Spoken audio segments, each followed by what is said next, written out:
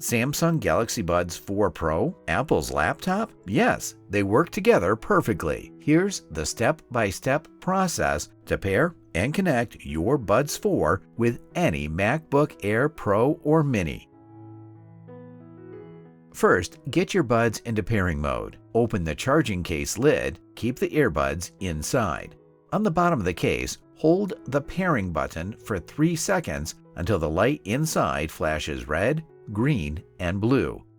Next, on your Mac, click the Apple icon and go to System Settings, then Bluetooth. Make sure it's turned on. Look for Galaxy Buds 4 Pro under Nearby Devices and hit Connect. That's it.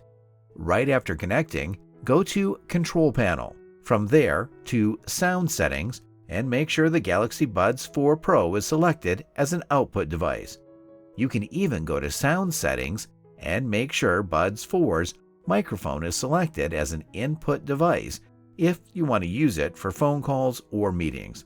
And that's how simple it is. Thanks for being with us.